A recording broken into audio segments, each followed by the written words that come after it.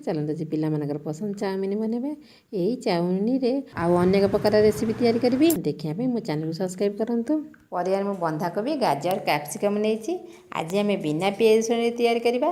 बंधाकोबी सब परिया कि सरू सरू लंबा नंबा काटे कारण चाउमिन रे परिया सरू सरू लंबा नंबा काटे भल देखा जाए खाइया कि बढ़िया लगे। मु तो बंधाकोबी गाजर कैप्सिकम काटिकी सब थोई सारे। चलते ये पानी बसैबा ये पानी नवा पानी तातु तातु चलते चाउमिन की काढ़ी भांगीदे। आप गोटा भी पकई पारे पानी तातीगलानी तो चाउमिन पकईदे स्वाद अनुसार लुण पकई गोल सीझापी छाड़ीदे। चाउमिन जमी अधारू अधिक सीझीज पानी सब छाणीदे। चामचे खंडे तेल पकई भल कि गोलईदे कारण चाउमिन गोटी गोटी हो। कड़े तेल नवा तेल जमी तातीज अदा को कद्दुकस करदे कद्दुकस कर भाजवा। अदा जमी टिके भाजी हो सब परिया पकई दे स्वाद अनुसार लुण पकई गोलईदे।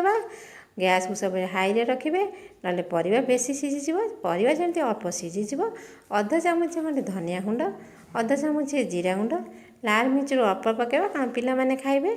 हलदी पकईकि भल भाव में गोल परिवा सहित सीझापी छाड़ीदे। मसला जमी परिवा सीझीज चाउमिन की साथ पकईदे। देखो चाउमिन केमती खिला खिला मन हो दी हाथ में भल कि गोलईदेवे। 2 चामच खंडे टमाटो सॉस अधा चामच सोया सॉस पकई गोलईदे। देखो चाउमिन आमर हो गला। धनिया पत्र पकई पिला टिफिन दे पिला सब पोछी खाईदे। ए रेसिपीटी आपको यदि भल लगे अन्य सहित शेयर करेंगे लाइक करेंगे। मो चैनल को मन करी सब्सक्राइब करेंगे। बाय।